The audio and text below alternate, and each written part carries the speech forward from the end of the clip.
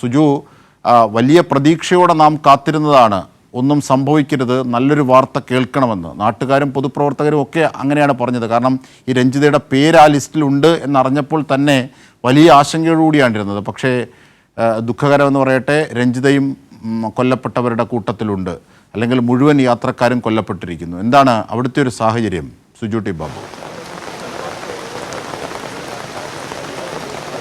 തീർച്ചയായിട്ടും 242 പേരിൽ ഒരാളായി രഞ്ജിതയുടെ പേരും വന്നു എന്ന് പറയുമ്പോൾ ഏറെ ദുഃഖകരമാണ്. നമുക്ക് വലിയ ദുഃഖം തന്നെയാണ് ഇത്രയധികം ആളുകൾ ഒരു വിമാന അപകടത്തിൽ കൊല്ലപ്പെടുക എന്ന് പറയുന്നത്. അത് രഞ്ജിതയും എന്നത് ഉൾപ്പെടുന്നു എന്നതും നമ്മുടെ ദുഃഖം ഇരട്ടിയാക്കുന്ന ഒരു സംഭവം. രഞ്ജിതയ്ക്ക് 2 മക്കളാണോ ഉള്ളത്? വീട്ടിൽ തുടരുകയാണ്. നമുക്ക് വന്ന ഘട്ടത്തിൽ തീർച്ചയായിട്ടും 2 മക്കളാണ് ഉള്ളത്. ഇളയാൾ 7ാം ക്ലാസ്സിൽ പഠിക്കുന്ന വിദ്യാർത്ഥിയാണ്. ഈ വർഷമാണ് പുതിയ സ്കൂളിലേക്ക് രഞ്ജിത മകനെ ഇളയാളെ അഡ്മിഷൻ എടുത്തത്. ആ സ്കൂളിലെ അധ്യാപിക എത്തുകയും ചെയ്തിരുന്നു. അധ്യാപികയും പ്രഥമ അധ്യാപികയ്ക്ക് എത്തി നമ്മളോട് പ്രതികരിക്കുകയുണ്ടായിരുന്നു. അവരെല്ലാം തന്നെ വലിയ ദുഃഖത്തിലാണ്. പുതിയ അധ്യയന വർഷം ഈ കുട്ടിയുടെ അഡ്മിഷനുമായി ബന്ധപ്പെട്ട് സ്കൂളിലെത്തിയിരുന്നു. ഏറ്റവും ഒടുവിൽ 3 ദിവസത്തെ അവധിക്കായാണ് രഞ്ജിത എത്തിയെന്നാണ് ഇപ്പോൾ ഈ ഇതുമായി ബന്ധപ്പെട്ട അടുത്ത വീട്ടിലുള്ള ആളുകളൊക്കെ തന്നെ പറയുന്നത്. രഞ്ജിതയ്ക്ക് 2 സഹോദരന്മാരും പ്രായമുള്ള ഒരു അമ്മയുമാണുള്ളത്. ഇപ്പോൾ അമ്മയും രഞ്ജിതയുടെ മക്കളും ഈ വീടിനുള്ളിലുണ്ട്. സഹോദരങ്ങളും ഒരു സഹോദരൻ ഇവിടെ എത്തി എന്നാണ് അറിയാൻ സാധിക്കുന്നത്. മറ്റൊരു സഹോദരൻ വിദേശത്താണെന്നും ഈ അടുത്ത ആളുകളിൽ നിന്ന് നമുക്ക് മനസ്സിലാക്കുന്ന കാര്യം അങ്ങനെയാണ്.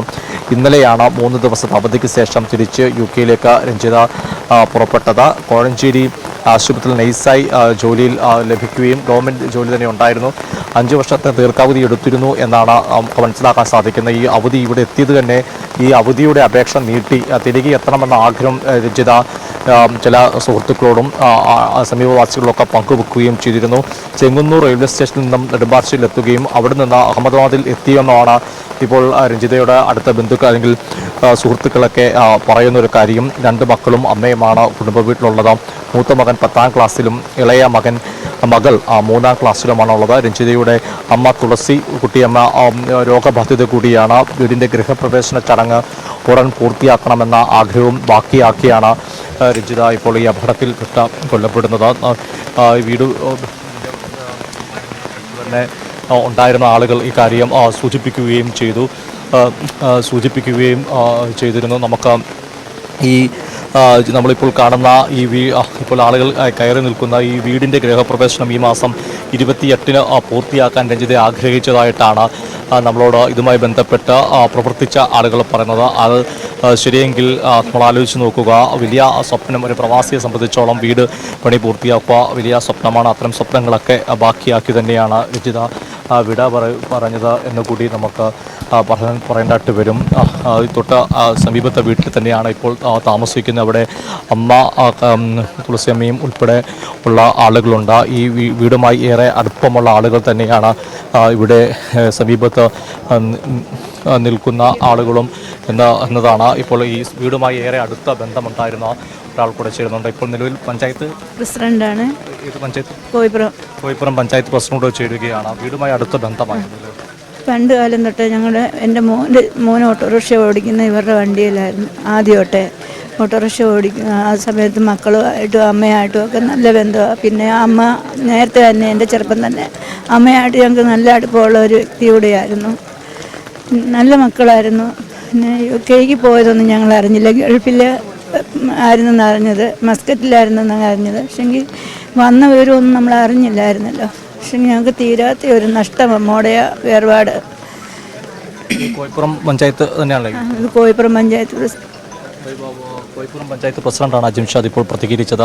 പഞ്ചായത്ത് പ്രസിഡന്റ് സൂചിപ്പിക്കുന്നത് പ്രസിഡന്റിന്റെ മകൻ ഉൾപ്പെടെ ഈ വീട്ടിൽ മുമ്പുണ്ടായിരുന്ന ഓട്ടോ ഓടിച്ച് ഉപജീവനമാർഗം കഴിഞ്ഞ ആളുകൾ കൂടിയാണ്. അതിൻ്റെ ആ ഘട്ടത്തിലെല്ലാം വളരെ മാന്യമായി പെരുമാറുകയും ആ കുടുംബം അത്തരത്തിൽ ഏറ്റവും നല്ല രീതിയിൽ ഒരു കുടുംബം കൂടിയായിരുന്നു എന്നാണ് കോയിപ്പുറം പഞ്ചായത്ത് പ്രസിഡന്റ് ഓർത്തെടുക്കുന്നത്. ഇവിടെ എത്തുന്ന ഓരോ ആളുകളും അത്തരത്തിലെ ഓർമ്മകൾ തന്നെയാണ് പങ്കുവെക്കുന്നത്. കാരണം രഞ്ജിത വളരെ സൗമ്യമായി എല്ലാവരോടും ഇടപെടുകയും അത്തരത്തിലെ സൗഹൃദങ്ങൾ പങ്കുവെക്കുകയും ചെയ്യുന്നതായിരുന്നു. നമ്മൾ ഈ കാണുന്ന വീടുമായി ബന്ധപ്പെട്ട അതിലേക്ക് പറയുമ്പോൾ അതിൻ്റെ വീടിൻ്റെ കാര്യങ്ങളൊക്കെ കൂടെ ഇത് ചില കാര്യങ്ങൾ ചർച്ച ചെയ്താൽ ഇവിടുത്തെ ലോക്കൽ കമ്മിറ്റി സെക്രട്ടറി കൂടിയായിരിക്കും CPM അദ്ദേഹം പറഞ്ഞൊരു കാര്യം, അദ്ദേഹത്തിനോട് ഇതിൻ്റെ സാനിറ്ററി ഐറ്റം ഒക്കെ പർച്ചേസ് ചെയ്യുമ്പോൾ പറഞ്ഞത് DM ഓഫീസിലൊക്കെ പോവുകയും ഒന്നെങ്കിൽ തിരികെ എത്തണം, ഇവിടെ മക്കളുമായി താമസിക്കണം, അല്ലെങ്കിൽ 7ലും 10ാം ക്ലാസ്സിൽ പഠിക്കുന്ന മകളും മകനുമായി UK സെറ്റിൽ ആകണം. ഇത്തരത്തിലൊരു ആഗ്രഹമാണ് രഞ്ജിത പങ്കുവച്ചത്. ആ ആഗ്രഹങ്ങളൊക്കെ ഏതാനും ദിവസങ്ങൾക്ക് മുമ്പാണ് ഇവരുടെ കുടുംബാംഗങ്ങളോടൊക്കെ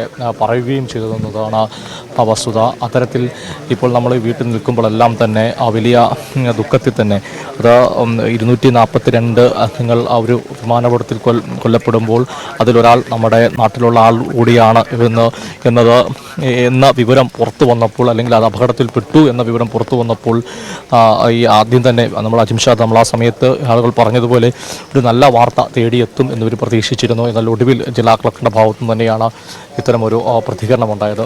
ചേട്ടാ, ഒരു വലിയ ദുഃഖത്തിലാണ് നാടാകെ. വളരെ വലിയ ദുഃഖത്തിലാണ്. വലിയ പ്രതീക്ഷയൊക്കെ ആയിരുന്നു, പക്ഷെങ്കിൽ നമ്മുടെ പ്രതീക്ഷകളൊക്കെ അസ്തമിച്ചു. അവിടെ സങ്കല്പമായിരുന്നു ഈ വീടൊക്കെ ഒന്ന് പൂർത്തിയാക്കണം എന്നൊക്കെ. വന്ന് എല്ലാവരോടും നല്ല സന്തോഷമായിട്ട്, നല്ല കുട്ടിയായിരുന്നു, നല്ല കുട്ടി. ആദ്യഘട്ടത്തിൽ വാർത്ത വന്നപ്പോൾ അപകടത്തിൽ പെട്ടു എന്നൊരു അറിവ് മാത്രമായിരുന്നു. അത്രേ ഉള്ളൂ. ആ സമയത്ത് നമുക്കൊരു പ്രതീക്ഷ ഉണ്ടായിരുന്നു. വളരെ വളരെ ഭയങ്കരം, അന്ന് പറയാൻ പറ്റുന്നില്ല എന്താ